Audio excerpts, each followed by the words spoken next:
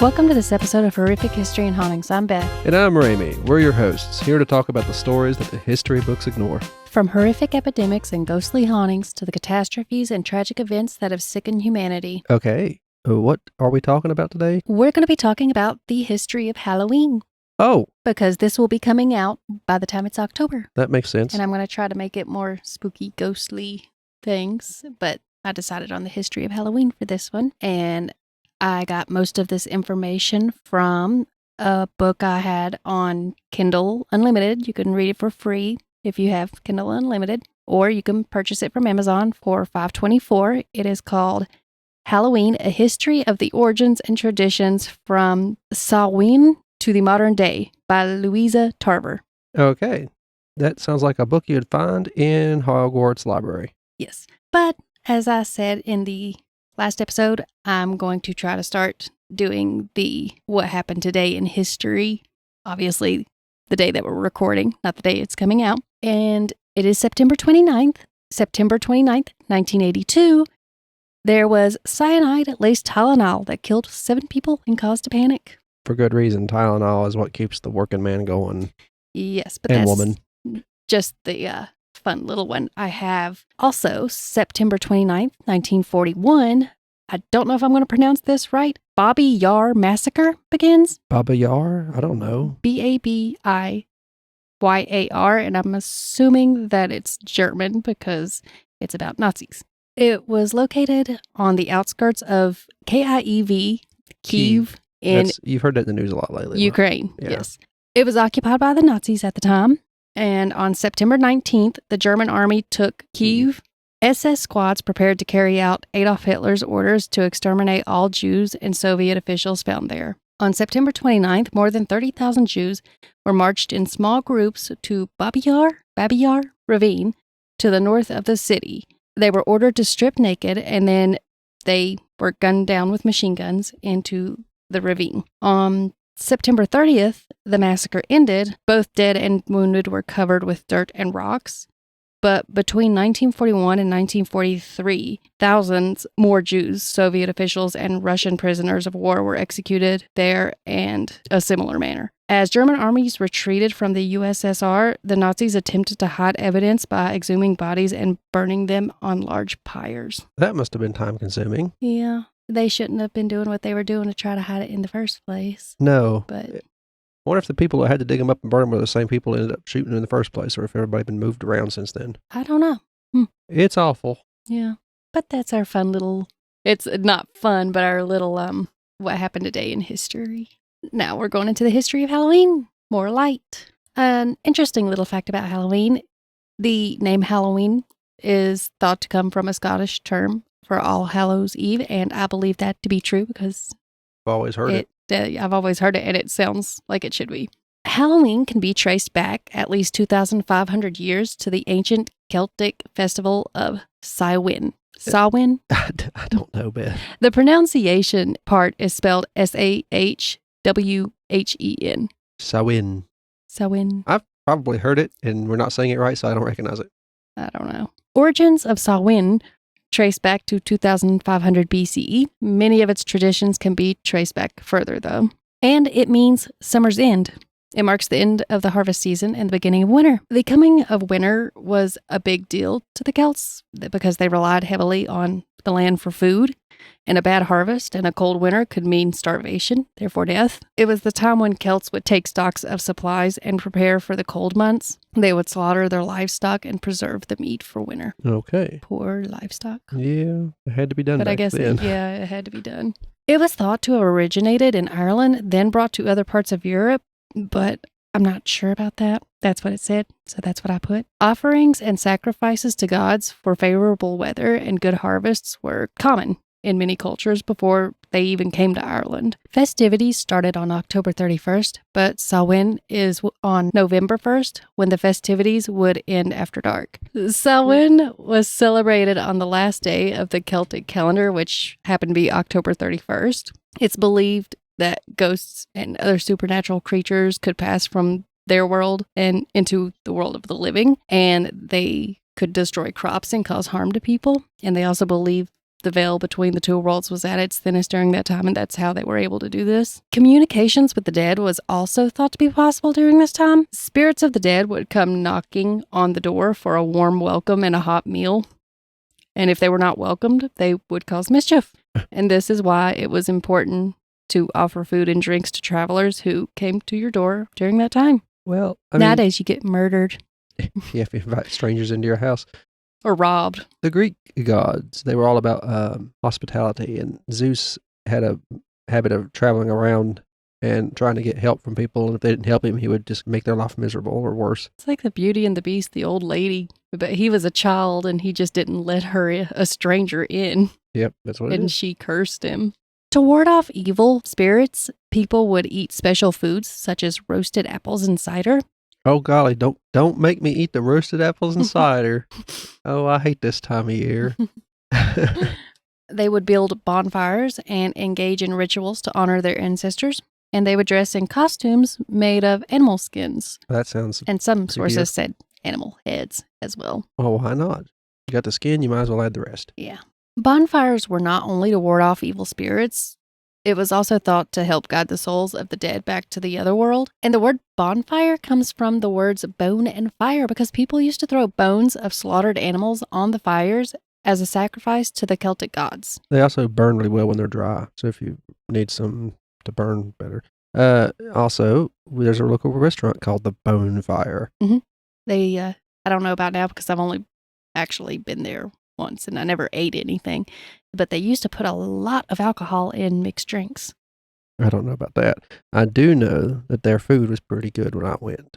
It smelled good. I never actually ate there, but it smelled good. Like big barbecue stuff. I just went to the bar. Or smoked stuff. I really don't know. It was really good. It was also possibly meant to honor the sun god, and they believed the sun was dying during this time of year, and that they were giving the sun the strength it needed to make it through the winter. He needs a ritual infusion. How do you know it's not a she? They need a ritual infusion. Archaeological evidence has been found at sites such as Stonehenge of huge bonfires and feasts, perhaps being held as part of this festival. I could see it. It looks like a perfect place for a bonfire or bonfire. Mm-hmm. It does. It was round. Samhain was originally a pagan festival, but was later adopted by the early Christian church. And why, you ask? It's because they wanted to get these other people in their religion pretty quick. In an attempt to become the dominant religion and to replace it with All Saints' Day. Yep, it worked. The religion of the West. Yeah. The Romans helped influence Halloween after conquering the Celts. They brought in their own traditions, such as the festival of Pomona, a festival to honor the Roman goddess Pomona. What is she a goddess of? She is the goddess of fruit and trees. She's responsible for the fruitfulness of the trees and fertility, apparently. Originally, this festival was held in August, and it's also closely associated with apples because it's thought to be where the tradition of bobbing for apples came from. In the time before antibacterial soap and all that, I would not want to be sticking my hand in a vat of water. Yes, I go more into the bobbing for apples in a little bit, and I will state my own opinion on that. Okay. Because, yes, that's gross. Feralia festival. Feralia? That's actually kind of pretty if that's how it's pronounced. It's dedicated to the dead. Oh. People would make offerings to their deceased loved ones. They would light bonfires to ward off evil spirits, because apparently that's what bonfires do, it seems, with all of these. Now I'm going to go into the Christianity influence. Many pagan festivals were Christianized and incorporated into existing Christian holidays. I'm going to try my best to not be offensive about this, but I'm just stating what I found when I did the research. That's it. Some of these holidays, obviously, was Samhain and Pomona. The 8th century Pope Gregory, in the book, there was 2 different ones, so I don't know which one it was, so I put both. It said the 3rd or the 5th in different parts, but whichever one it was, he moved the date of All Saints holiday from May 13th to November 1st, which was likely to Christianize the festival. Make it the same festival, but put it in a different place and under a different name. And give it a whole different meaning. Yeah. But people will love it, as long as they get to keep drinking and having their bonfires. All Saints' Day, also known as All Hallows' Day, is dedicated to remembering saints who passed away. And All Souls' Day was to honor all deceased Christians. and that one is celebrated on November 2nd. And it's thought that All Saints' Day and All Souls' Day were combined to create All Hallows' Eve, which became Halloween over time. And as Christianity spread throughout Europe, the church attempted to replace pagan festivals with Christian holidays by co-opting existing pagan celebrations and giving them new meanings. The common folk just want to have their parties, and if we just name it what we want, it's still Christian. Yeah. Now into the history of trick-or-treating. Halloween became more widespread with time, and in the 19th century, people began to dress up in costumes and go door to door and ask for food and money. People do that now. Yeah.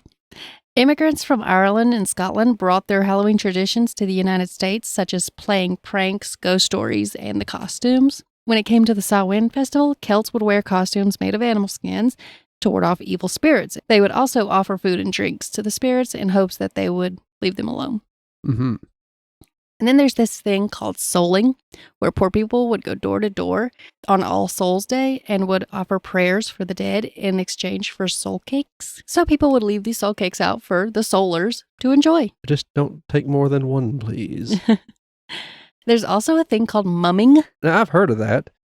It's likely another likely origin of trick-or-treating. It can be traced back to the Middle Ages.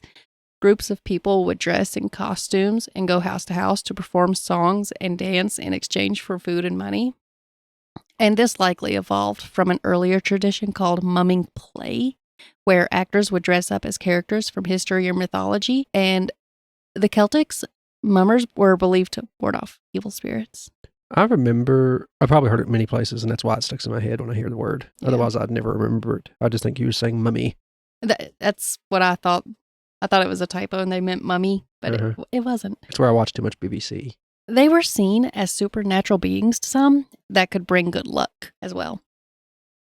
Mummers? Yes. Supernatural beings. That's what it said. I don't see how that came out of it, but apparently that's... I wonder if that's where I heard it. Philadelphia has a traditional Mummers Festival and Parade. Oh, that's nice. Just a fun little fact for that. Since around the 16th century, guising has been associated with Halloween. Guising is going door to door in costumes and receiving food or money in return for singing or telling jokes. And this is thought to have come from Scotland. It's originally called Galatians. Mm-hmm. Eventually, it spread to Ireland and the rest of the United Kingdom, and the earliest known reference to guising dates back to medieval Scotland. It was traditional at the time for the poor to beg for food on holidays. It's traditional for them to do it all the time now. Yeah, you kind of got to eat, Yeah. even if you're poor or not. Yeah. That survive should be a human right. I found out where I heard mummer so much. Mm-hmm. When Lestat, in his book Lestat, Vampire Lestat, it was his origin story. When he first gave the Theater of the Vampires the theater to do their vampiring, they lived in the catacombs until then. He said, they said, what are we to do with this if you give it to us? He said, live in a normal life. Don't just be crazy cemetery people. Become mummers. And they did. That's how they started the Theater of Vampires. So that's where I probably heard mummers so many times. Probably. I've read the book so many times. And I knew what it meant when I heard it then. Hearing you say it, I'm like, well, that's probably the second time I've ever heard it in any other context. Guising may also be linked to souling and mumming, and that makes sense to me because they all kind of sound the same. These traditions made their way to the United States with the Irish and Scottish immigrants. Now we're going into Guy Fawkes. It's celebrated on November 5th, and I hope that I pronounced it right. Okay, yeah, Fawkes. Remember the 5th of November, Yeah. the gunpowder treason and plot. I know of no reason why the gunpowder treason should ever be forgot. Oh, is that where that come from? Yeah, that's who he was pretending to be. Okay. In the United Kingdom, people celebrated the failure of the gunpowder plot of 1605. They would light bonfires and set off fireworks, and children would go around begging for a penny for the guy. Yeah, he was going to blow up Parliament, wasn't he? Yeah. There's also Mischief Night, which they might be the same thing. It's celebrated on November 4th. It's thought to have come about to commemorate the mischief that Guy Fawkes had been up to on the 4th of November. It was the night before he was arrested for his plot to blow up Parliament. It's actually an older tradition that was originally celebrated in May, which makes me think of April Fools. This does not make me think of Halloween if it was in May. People would play pranks and tricks on other people which may be where the trick part of trick-or-treating came from. Mm-hmm. I don't like tricks. I'm a sourpuss when it comes to something. Well, most tricks.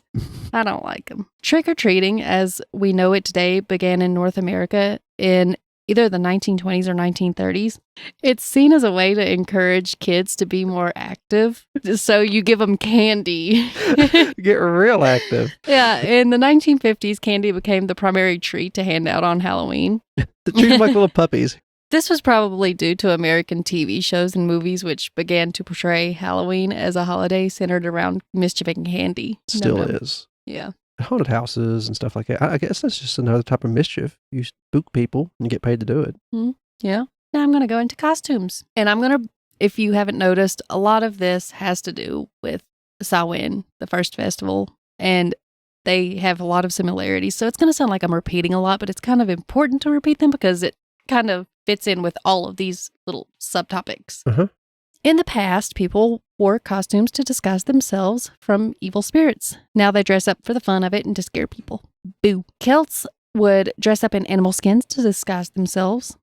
We know that part. Yeah. The idea of dressing up in costumes is said to have come from the idea that ghosts would take over the bodies of humans, and therefore disguising as animals would protect them, or so they thought. And that leads eventually to dressing up as ghouls, goblins, monsters, and ghosts. They thought that maybe these supernatural beings would not bother you if they thought that you were one of them. It worked against the Sanderson sisters the first time. The Festival of Pomona. Dressing in costumes may have been influenced by the Roman Festival of Pomona, the goddess of fruits and trees, if you remember. People would dress in leaves and other plant-based materials to celebrate. So you dress up like poison ivy. No, thank you. I'm not dressing up as poison ivy. Or in poison ivy. I would certainly look monstrous after that. Dense macabre?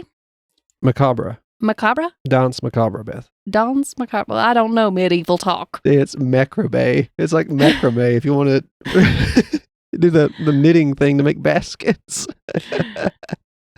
Dance macrame. It's a medieval dance. It's dance macabre. Dance macabre. Medieval dance. People would dress up as skeletons or the dead. It was a way to remember the fragility of life, and it also said to mock death, but that doesn't make sense to me. Maybe it was, but... You grimy grimmy.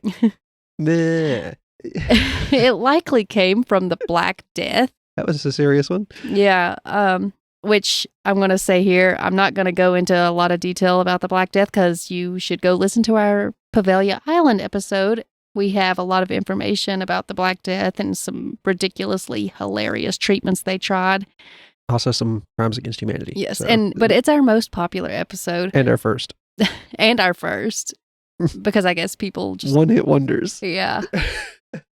But the only thing I'm going to say about the Black Death, you probably already know, it killed millions of people in Europe in the 14th century. Wasn't it like 1/3 of Europe? Yes. I like the artwork they painted back then. Yes. Like people dancing and 1/3 of the population in the dancing crowd is a corpse. It's thought to be a way of coping with death caused by the Black Death. It was popular in France and other parts of Europe. That explains the pronunciation. Mm-hmm.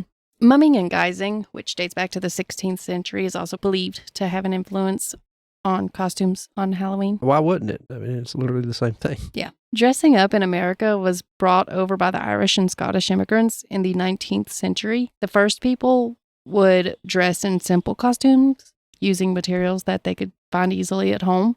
Like bed sheets. You just ruin your mama's bed sheets by poking holes in them. 19th century Halloween became more commercialized.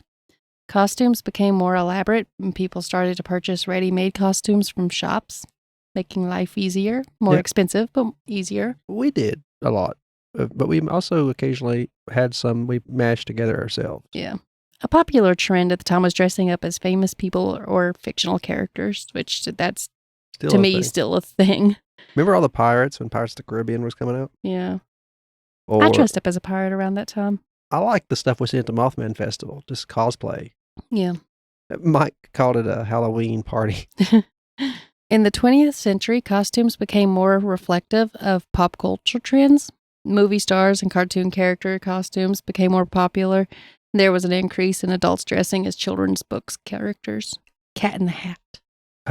That's a popular one, but you don't see it very often. Usually it's the really tall people or the really short people in crowds. And then you use the hats to look taller. Pumpkin carving originated in Ireland.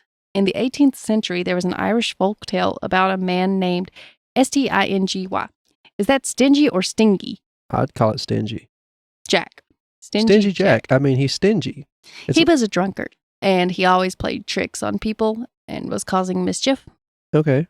And he tricked the devil into climbing a tree one day. When the devil reached the top of the tree, Jack carved a cross into the tree's trunk, which trapped the devil. If that was the easiest thing to do in the world, why does it take a war in the heavens to get him?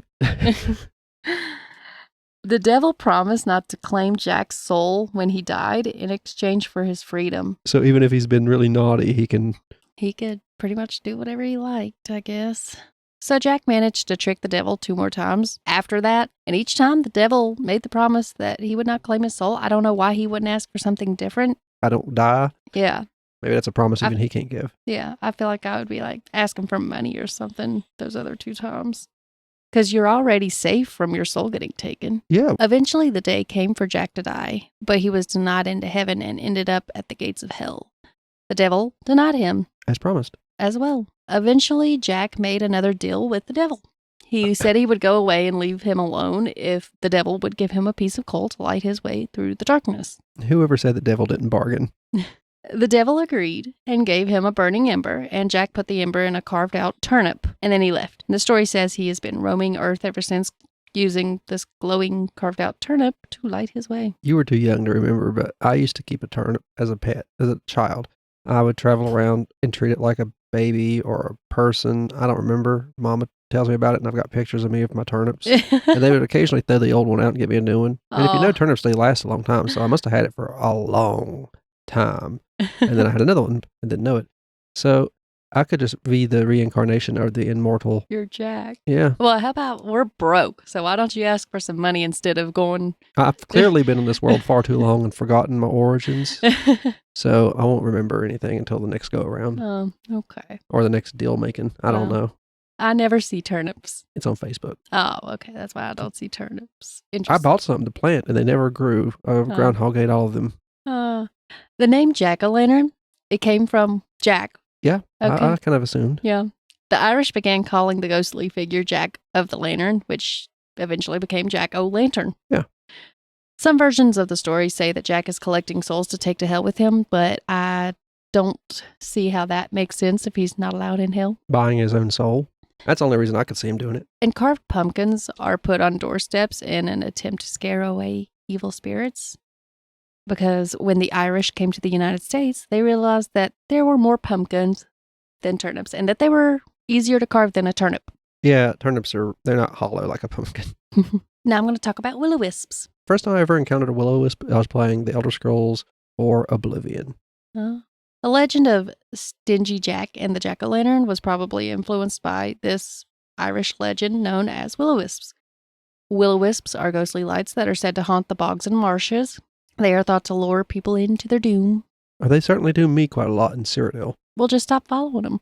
I didn't follow them. You hear this little whistle sound, and then something teleports right in front of you, and it's like 2 glowing orbs that with dust around it that's golden and floating. That's because it is dust. And then it electrocutes you, and your health just drops away. Yep, that's how it would go. Well, watch out for the dusty lights. They're cool. They're some of my favorite critter things. Also, you could call them aliens in today. It's swamp gas. They're said to be souls of sinners who were denied entry into heaven. Well, they must not have sinned enough to go to hell. Yeah. The legend says many travelers have gotten lost in the wilderness while following these lights. Some say the lights are the ghosts of travelers who died trying to find their way out of the marshes. Others believe they are fairies or other mischievous spirits. See, they show up as fairies in a lot of my stuff, too. Yeah. A wisp is a torch, by the way. Is that what wisp means? Will-o'-wisp translates into will of the torch. You are under the will of the torch, not your own. It also says that Will was a wicked blacksmith who worked hard during the day, but was always up to no good and causing mischief at night. And when he died, he was condemned to wander Earth for eternity. Bad guy. The devil would give him a single coal to light his way, and Will used the coal to lure people in. And they're said to be found all over the world and are known by names such as Pixie Lights, Fairy Fire, and Fool's Fire. Fairy Fire, that's a D&D spell. I think there's a Foxfire in Inuyasha. There is. It's blue. Mm-hmm. I don't think it actually burns. It protects, if I'm not mistaken. Or makes his magic work.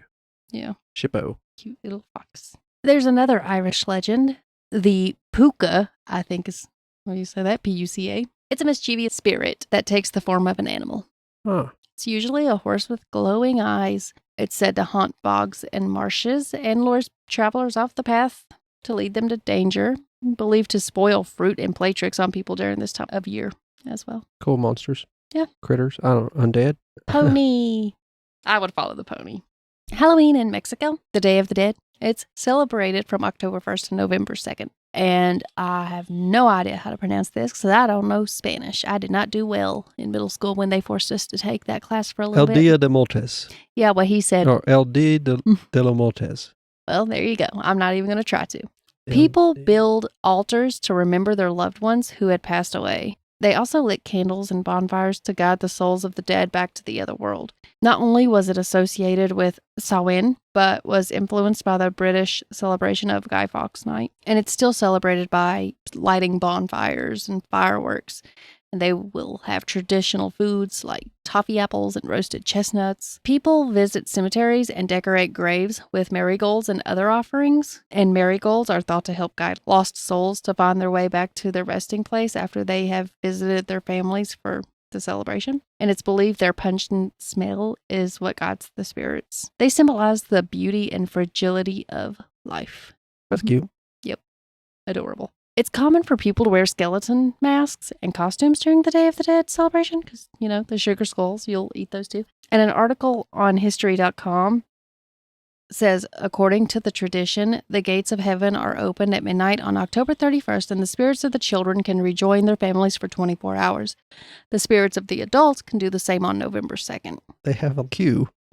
And I can't help but think of the Halloween tree because that was actually my inspiration for the history of Halloween. It is a fun little cartoon if you haven't watched it. It's also a book. I didn't know it was a book. Yeah, it's a book. I'll add the link to that one. I'll also add the movie, of course. It's a nice little cartoon. It kind of takes these guys trying to save their friend, and they get a guy who has a pumpkin tree and takes them through history and teaches them about parts of Halloween. Why they're dressed up in the why they're dressed up costumes like that they are. chose. Mummies, ghosts, gargoyles. And it's cool. It's a great movie. Even if it ain't completely historically accurate, obviously. It is nice. You start at Egypt and move your way up time. Mm-hmm. Day of the Dead goes back about 3,000 years to the rituals honoring the dead in the pre-Columbian Mesoamerica. Aztecs living in what is now central Mexico saw death as an essential part of life. After a person died, they were believed to travel to the land of the dead or the other world, and it was believed that they would only reach their final resting place after a journey of several years while completing 9 challenges along the way. And I tried to look up what these challenges were, but I couldn't find anything. Can you imagine being one of the few people in this era that lived to be the ripe old age? And laying there on your deathbed, be like, I'm just so tired. It's happening. I'm going to get some rest. And you have to remember, I got to go on a years-long walk. No, I'll just stay here. Thank you. In Asia, their version of Halloween is called Teng Chi. I think that's right. It's also known as the Festival of Hungry Ghosts. It's believed on this day spirits can roam freely among the living. And to appease these spirits, people offer them food and burn paper money so that they can use it in the afterlife. We see that in a lot of anime on and off. Or maybe there's just talisman type things they're burning. Is this all of Asia that does this? I think it's just China. Okay. But I'm not sure. It said Asia in the book, but it mentions China. It says celebrated either on the 14th or 15th day, depending on where you are located in China. So I'm assuming it's just China. Okay, because it makes sense with the name. Yeah. It's of the 7th month of the lunar year. I don't know when that is because I don't know what that is. But meals are prepared 3 times and plates and settings are set out for the ancestors. They burn incense and they write their ancestors' names on paper lanterns and place them in the river so they'll float down the river. We have seen that in anime. Yeah. Also, we have seen these ancestors in Mulan, the cartoon. They believe the ghosts will follow the lanterns away towards their own realm. Just out to sea. Yeah. Okay. That's where most rivers go. When it comes to parties, people would celebrate Halloween by having mischief night parties. That sounds like some sort of fetish. It was originally part of the May Festival, but was moved to November 4th in the United Kingdom, October 30th for the United States. It's a night to play pranks on friends and neighbors, and these parties usually became rowdy and would sometimes end in property damage and vandalism. That still happens. Yeah. I never went to a Halloween party, I don't think. And if I did, it wasn't certainly not that wild. It was so tame, I can't remember it. Yeah. I guess you could call the big event they had on Main Street a festival of sorts. The Fall Festival? Remember, we all dress in Halloween costumes and go up to Main Street. Yeah, and the hayride and the antique, and the cemetery. I mean, it is antiques if you count the people. In the 19th century, several U.S. cities tried to make the parties illegal. Good luck with that. That's like prohibition. Yeah, people continued having them in secret at that point. Now we're going into the bobbing for apples. Gross tradition, in my opinion. You might as well go make out or spit food in the mouths of everyone that played before you. Yep. It's thought to have originated in Ireland, England, and Scotland. Originally, it was called ducking for apples or apple ducking. It's often played as part of harvest festivals and celebrations. I remember they had this in school, my earlier years. And I don't remember ever having this in school. I don't ever remember being around any apple popping. Well, it was like my first, it was like pre-K kind of thing, Yeah. or kindergarten. Where it doesn't matter if you share each other's germs because you're going to be eating each other's boogers. Some versions, the apples would be placed in a tub of water to float. There's another version, though, where apples would be suspended from a tree branch and tied to a string. I have seen that in TV, and that's the only one I would do. Participants would try to jump to get a bite of the apple. I wouldn't do that because it sounds like a great way to pull a tooth. Or I just keep seeing these kids hanging from the apple with like their mouth. Fish on a string. Yeah, just swinging around. When I was a little kid I bit into an apple and one of my teeth came out in it. Maybe a banana and something nice and mushy that way. It won't be as bobbing bad. for bananas. The myths and superstitions around apple bobbing. It was believed the game could predict who or when a person would get married, and it likely evolved from the festival of Pomona, the fruits and trees one, because of the association with fertility is likely how it became associated with love and marriage. Apples represent the forbidden fruit as well, from the Garden of Eden. It was believed the first person to remove an apple would be the first to get married. How sinful. Mm-hmm. It's also believed that if a person was able to remove an apple without using their hands, they would have good luck in the year to come. And how many people had to cheat?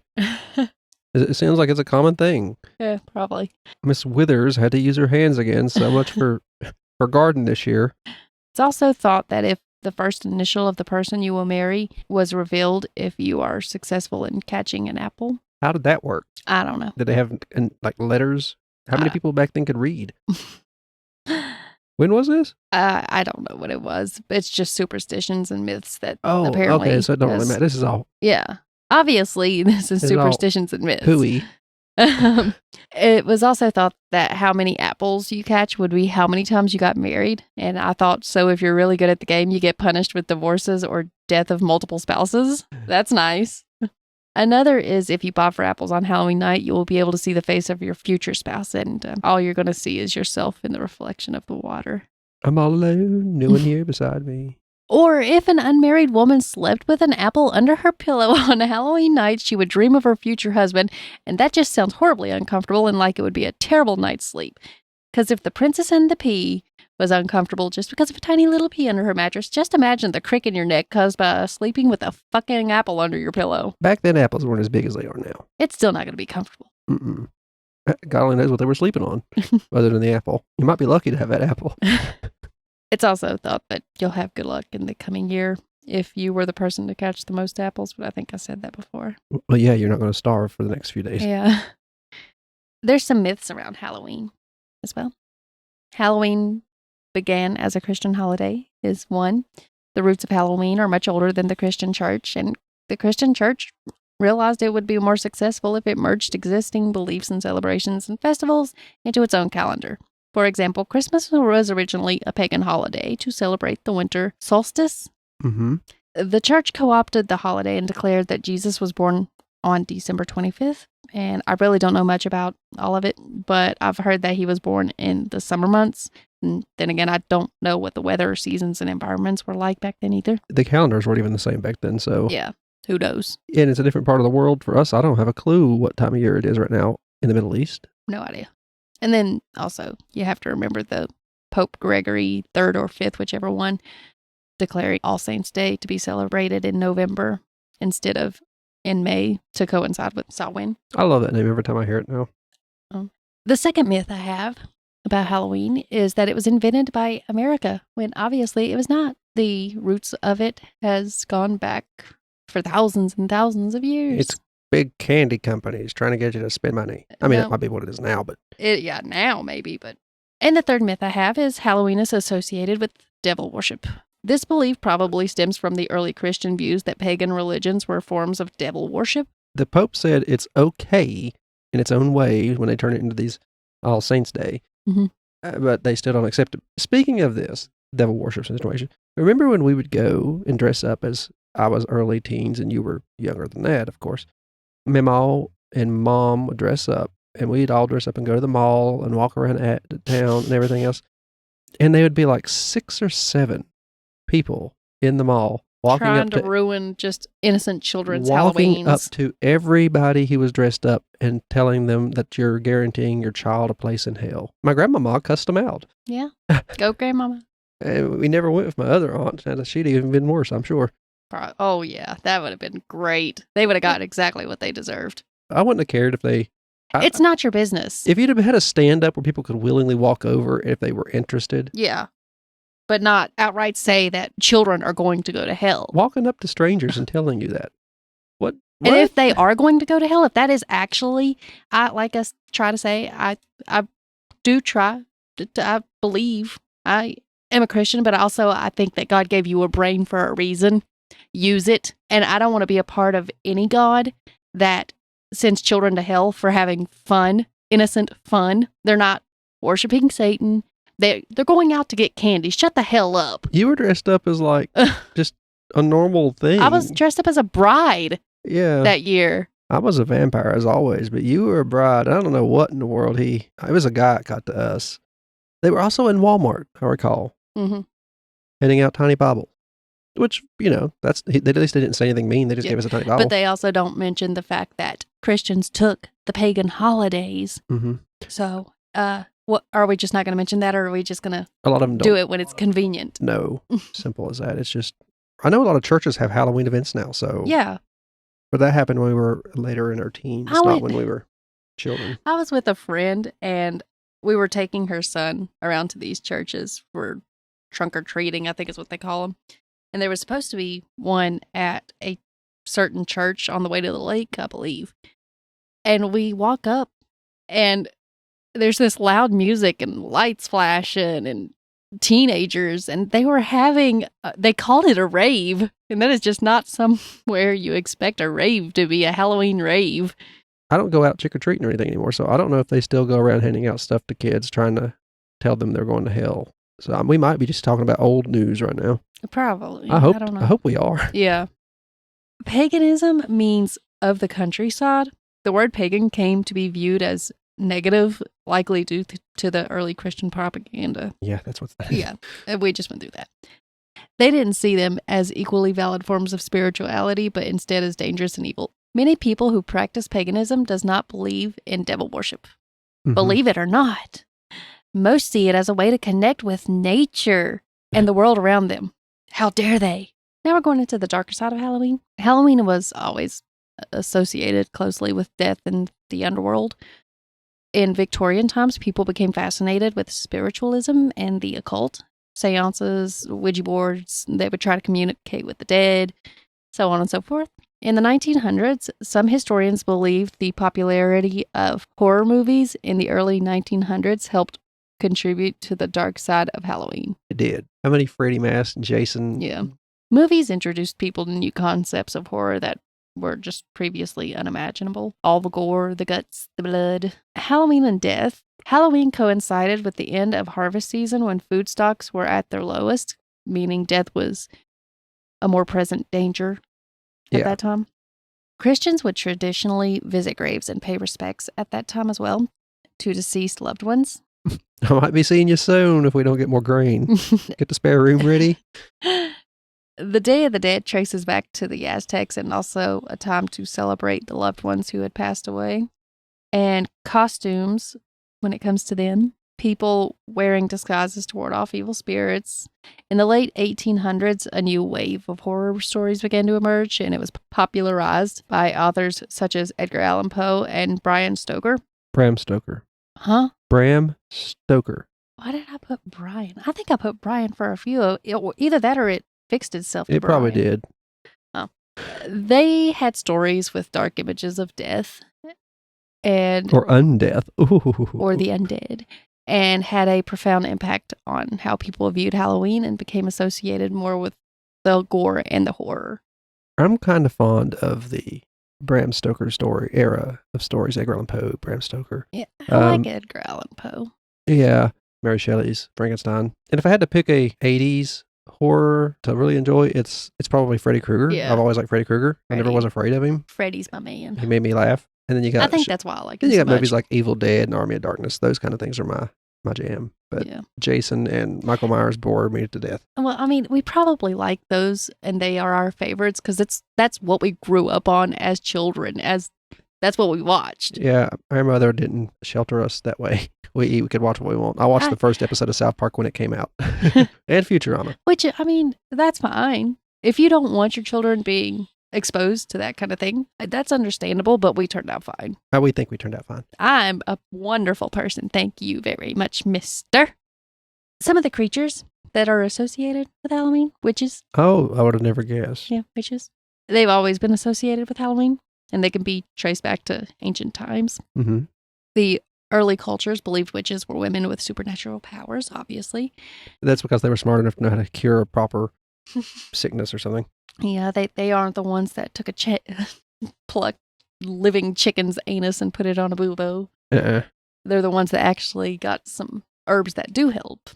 And then it worked, and then you got burned because it worked. People believed that witches could help or harm people with magic.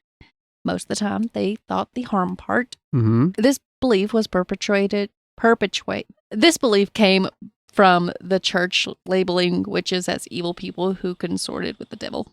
Many innocent women were persecuted and killed during the witch trials in the Middle Ages. Because of jealous other townsfolk or some upset supposed doctor didn't like it that they knew better than they did. Yeah. Or just some husband who said his wife wasn't listening to him.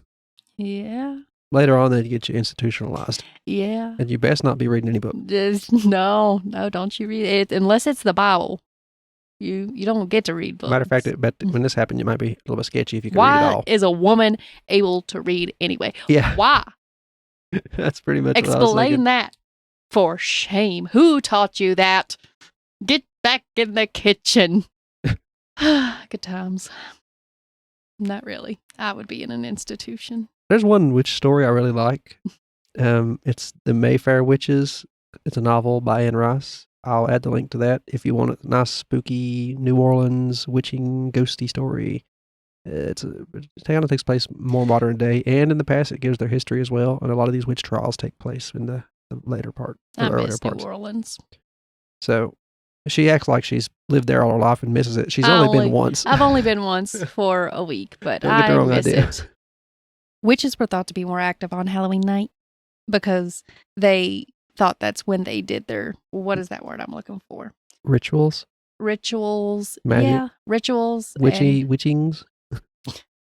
We're just going to go with the word rituals. There's another one I was thinking of. Remember the movie Hansel and Gretel? Covens, No. ceremonies, No. Okay, we're just going to go with Rites. the rituals. witches' rites. They didn't have any. They got burned. Sabbath.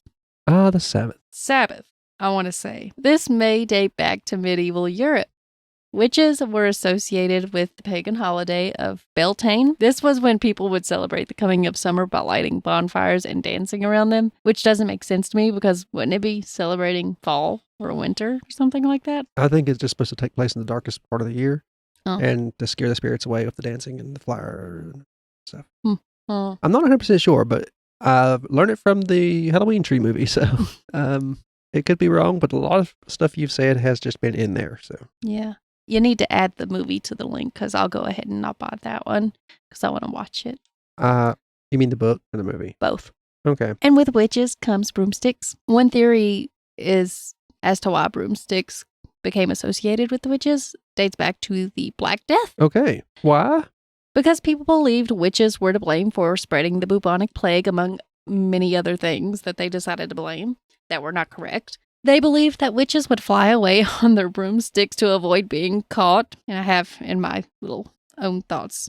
In reality, they were probably just grabbing their broomsticks because it was close by and they were going to bop their accusers in the head with it. Yeah. And also bop them because they should have been practicing social distancing. I mean, maybe they hear something going on, and like the meme of today, they just went out to sweep the sidewalk to hear what the neighbors are arguing about.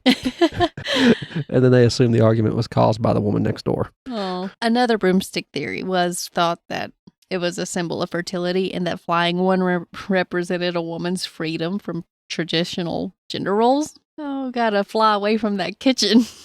It's more likely it became associated with witches as it was a common household item used most often by the women accused of being witches, which happened to be the poor. And when the book said the poor part, I kept thinking, do rich women not have brooms? Do they just not No, but have the poor clean people who homes? cleaned their home for them, or the slaves in America who did it, they would, I guess they never really had a reason to touch a broom. Oh, well, that must be nice. I have a Roomba. I don't have a reason. I don't remember the last time I touched a broom. Same. Oh, it was yesterday. No, day before yesterday. Around that time. And with the broom, you got to have a nice pointy hat to match. I don't understand the hat part. I thought everybody wore hats like that back then. There are many theories as to how the pointy hat became associated with the witches. None have been proven, obviously. The first theory is that Jewish people were forced to wear pointy hats in medieval Europe as a way to tell them apart from the Christians. And it's thought that these hats began to be associated with the devil worship and witchcraft as they were worn by people who were persecuted for their beliefs. That's always the case. It's the scarlet letter or your upside down triangle for the gays by Hitler, or the Star of David by Hitler to Jews. So it happened in Europe again in the 40s and 30s. Mm-hmm. I think Stalin also had a hand at murdering a bunch of Jewish people too. I don't know. I'm pretty sure he did. The second theory is that the hats were worn by pagans as a way of honoring the horned god, which a god or a goddess that is associated with nature and fertility. You mean Pan? Fertility. That sounds right. It didn't say the name. It just said the horned god, which was a god or goddess. But yeah, that sounds right. I think I've heard that before. He had horns when he was Greek I and say Romans. a few of them might. Yeah. But the pointy hat may have been thought to be a sign to suggest that women who wore them were somehow related to Satan, who... That sounds like an easy one to avoid. Yeah, who was obviously thought to have horns. You just don't wear a pointy hat. Yeah. Get you a nice rounded hat. No idea that there's a point ever there. In the early 20th century, archaeologists discovered mummified remains, which became known as the witches of Subeshi. I like that name. Mummies wore 2-foot-tall pointy hats with wide brims. These mummies did. Okay. I was going to say the Egyptians certainly didn't. No, the mummies that they found there did. The third theory is that the hats were used to deflect the witch's power back onto her. It was believed a witch's power came from her head and that the pointy hat would reflect her power. Back onto her. So they were forced on the people more than they wanted to wear them, it sounds like. Sounds like I don't know why a yeah. woman would want her witchy powers reflected back on her. Who wants a spell rebound like that? Yeah. Cauldrons. It is an important symbol in many pagan traditions. It has been used in witchcraft for centuries. In the first theory, which is the most popular, cauldrons were a symbol of the goddess Cerridwen, Cerridwen or Cerridwen? Cerridwen? Cerridwen? I don't know. It's a Welsh goddess of inspiration, wisdom, and rebirth. Her cauldron was said to be able to grant knowledge and understanding, which I think we need that cauldron at this point in our lives. Yeah. We need that cauldron. Well, the story goes that this goddess's cauldron came to be associated with witches because they were believed to have access to her powerful magic through the cauldron. The second theory, the cauldron was originally a symbol of the goddess Brigid or Brigid of fire, healing, and fertility. Her sacred fire was often said to be held in a cauldron. A cauldron of fire. Yeah. Moving on to black cats. Meow. I got two. Mine is being very noisy Yeah, lately. Slobberchops, his brother, is very loud as well. Mab, lady cat, the big fluffy black cat, she don't make a peep. She's just as quiet as can be. She makes a peep when I pet her. Yeah, she goes. She does not like me. She don't like nobody. It's okay. I still force my love upon her. She sleeps at the foot of the bed now, though. Aw. She's getting more social as she gets older. Bubonic sleeps, well, what time he's not meowing from 3 to 4 o'clock in the morning. He sleeps on my nightstand beside me and just stares. Black cats are thought to be associated with witches because they were often used as familiars or spirit guides. Who come up with these rules? Familiars are animals thought to be associated with witches, such as black cats, toads, dogs, bats, and rats. I think owls should be on there too. Make all the Harry Potter things happen. Dogs wasn't on the Harry Potter list, was it? I've never seen a dog running around Hogwarts. No, I think they traded dogs for owls. Uh-huh. Must not have been a dog person. Never thought of that. Did you? No. Black cats were feared because they were thought to be able to transform into evil spirits. It was also believed to be demons that were given to the witches by the devil. Remember our grandpa used to think they would suck the soul out of you if you let him in the room at night with a baby? I remember that. Suck your breath out or something. It would just stick its head in your face and eat your air and you'd die. I wonder if that had anything to do with it, because you hear about how cats know if something is wrong with their human and they'll sit on them, and there was something wrong with the baby to begin with, and the cat was just there to comfort it. Yeah, actually the cat's just there to get warmth off the feverish bodies. They were said to assist witches in their endeavors and thought to be a source of the witches' own power. Well, that's putting all your hopes in something that's very unpredictable. Yeah.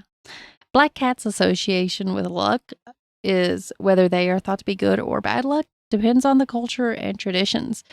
In the United States, we have a bunch of ignorant people that think black cats crossing your path is considered bad luck. That's Rick. I had bad luck long before I had my black cat. Thank you very much. When I see a strange black cat cross my path, I don't know if I cross my fingers or something like that. I do something silly. You know what I do? I go by Kitty. But I don't run from it or try Come to here, avoid Kitty. it. Mainly because when I see them cross my path, I'm driving and I don't want to take any chances while I'm on the road. No, I stop and I'm like, here, kitty, kitty, kitty, kitty. I know. If I'm on the... You come home with me. If I'm passing someone's house, I'm not going to steal their cat. Oh, no. If it's at somebody's house, I'm not going to do that. But I would never just take a cat from somebody. Yeah, that's rude. Vampires. Portrayed in books, movies, and TV shows over the years, such as Bram Stoker's Dracula and Anne Rice's Vampire Chronicles. Also, the Twilight Saga, if you're into that. But I'm more of a Vampire Chronicles guy. They have a new series on AMC. Also, it's on HBO for a short while, I think. Or maybe that's The Witching Hour. Both of them are Anne Rice. I'll add the first book of the Vampire Chronicles in here, too. Okay. Well, I only read Interview with the Vampire. I would add it in Bram Stoker's Dracula, but if you want to read that, it's no joke, it's free to read. You can get it anywhere. It's out of the public domain now. Yeah.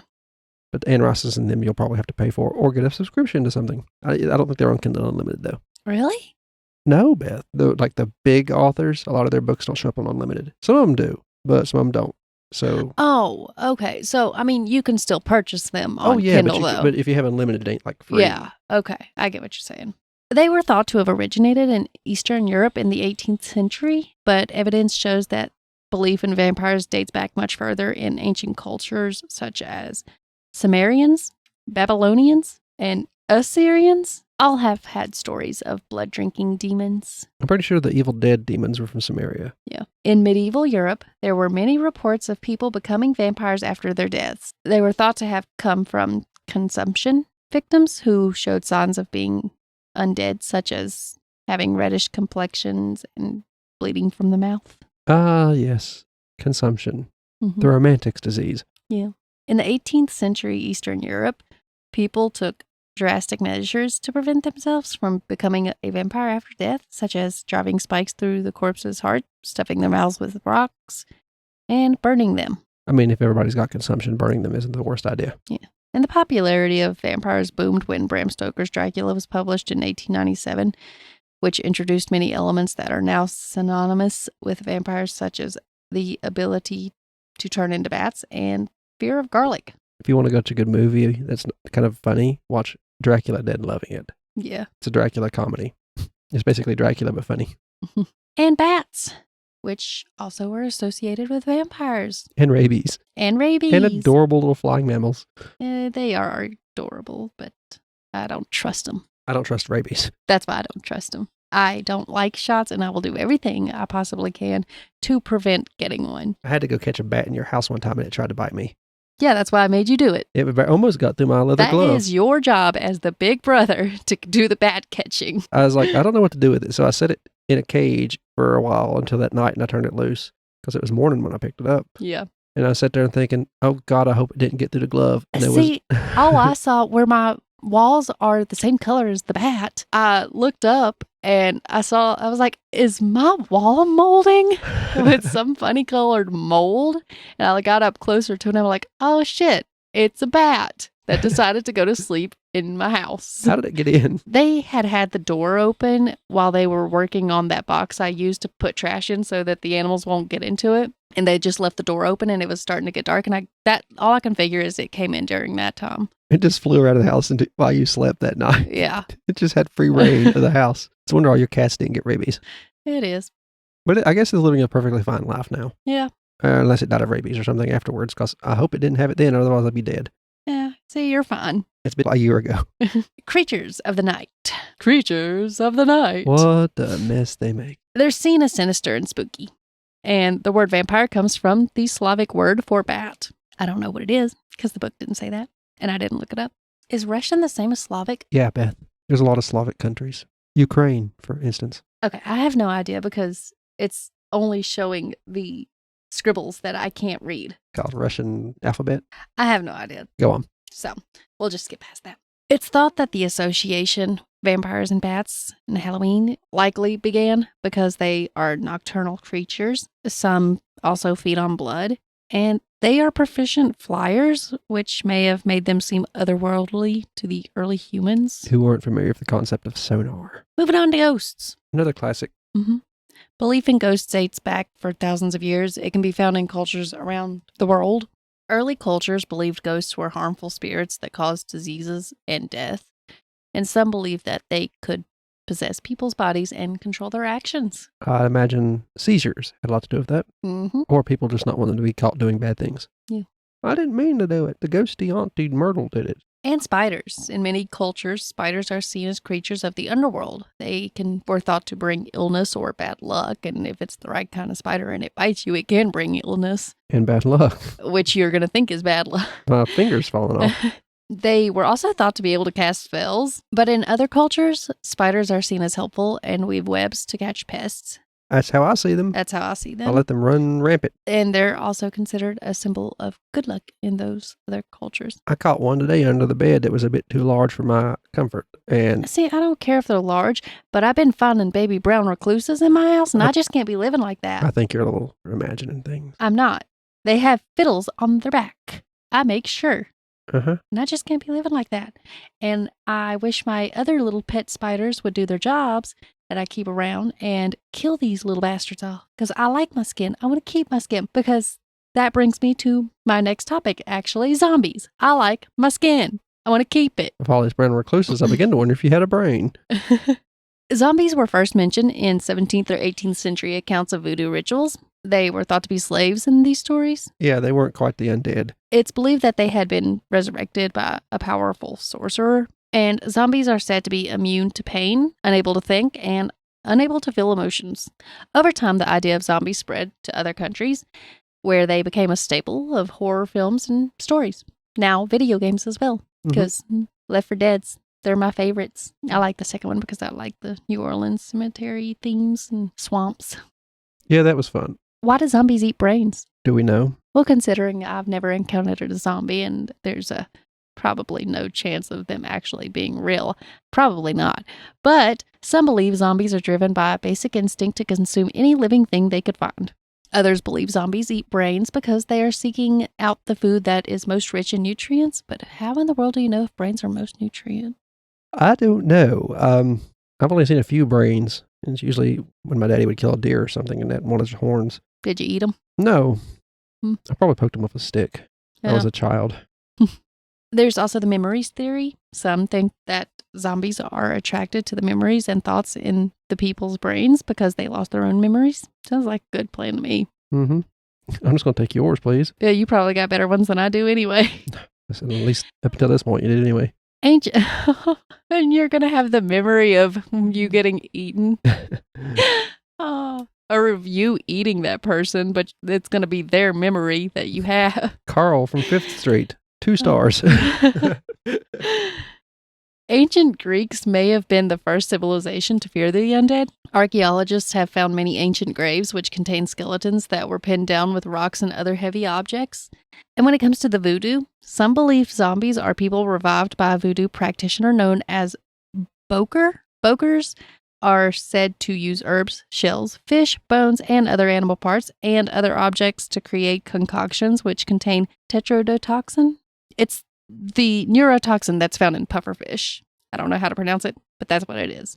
And it's very deadly. If that's why you have to, I believe, have a license to prepare it. I would never eat any. Yeah. If used carefully at sublethal doses, it may cause zombie-like symptoms, such as difficulty walking, mental confusion, and respiratory problems. Oh, great. Sounds like a party. Let's have some tetrodotoxin. A 1977 article in a British medical journal described 3 verifiable accounts of zombies. I didn't get the information as to what their accounts were in the article, but I looked up my own, and I found in Haiti, a woman appeared dead and was buried in a family tomb, and she reappeared 3 years later. Ah, lucky her. Yeah. And then, I don't know how to say this guy's name. Also in Haiti, Kervius I guess. Narcisse. That's a cool name. In 1962, he entered a hospital with respiratory problems, and then he slipped into a coma. He was declared dead shortly after and then was buried.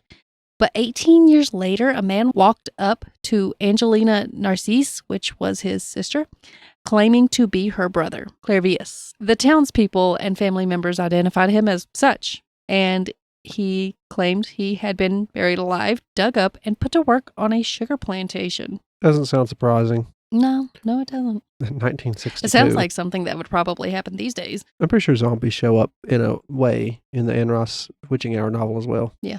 And a few other interesting notes before we end this episode. Russia doesn't celebrate Halloween and is vocal about why it is not welcome in their country. Some politicians and religious groups say it goes against their cultural and Christian values and traditions. Okay. After the Watergate scandal, the Nixon mask became more popular for Halloween costumes, and this caused more stores to start selling masks of other politicians' faces. Yeah, the Trump, Faces. the Obama masks, and Yeah. I've seen them.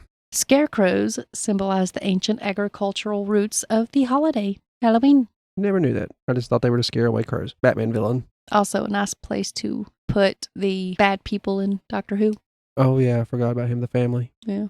Tampering with candy. Most of the cases about tampering with candy have been debunked, but it has caused panic about people putting razors or poison in kids' candy for Halloween. A couple of cases that I found actually turned out to be true. In 1970, there was a case where parents of a 5-year-old child sprinkled his Halloween candy with heroin to try to cover up that he had gotten into his uncle's heroin stash.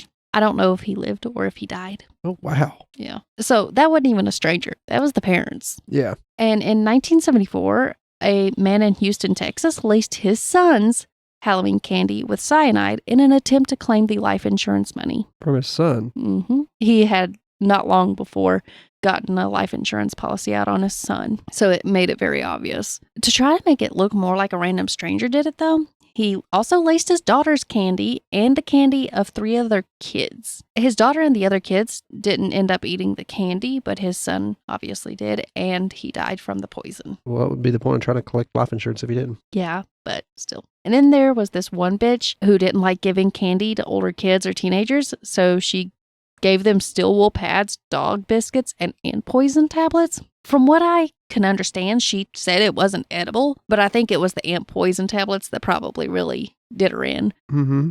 And I couldn't find where any kids actually ate them, but she was charged. And in my own little thoughts, I say she probably could have gotten away with it if it hadn't been for the ant poison. I would have enjoyed getting everyday cleaning supplies and such so that I wouldn't have to buy them myself. So bring on the Tide Pods. Some random stranger gave my grandma a case of beer when he realized she was dressed up for 2. Yeah. Also, some woman gave me a cat. My mama was upset. I want a cat. And then we got electric blankets as well. But yeah, bring on the Tide Pods for older people because laundry detergent is expensive these days. But seriously, though, why get pissed about teenagers trick-or-treating instead of them going out and partying and drinking, getting into trouble and destroying property? Yeah, next year they won't go trick-or-treating. They'll just toilet paper your house. Yeah. But I also decided to add a little list of not normal things that I would enjoy getting for Halloween. That's not candy. Cleaning supplies, because they're expensive and I don't want to buy them myself. Soap, shampoos, and hygiene, self-care product, and office supplies like pens, pencils, paper, notebooks, things like that. The cat. And that's all I have for today. I think that's been long enough. And I'm tired. And I got schoolwork to do. I'll add a few links to things in the description. Affiliate links from Amazon for the books and some of the movies we might have talked about. Also, some trial subscriptions to Prime, Kindle Unlimited, stuff you might want to try. Since they're affiliate links, associate links is what they call them.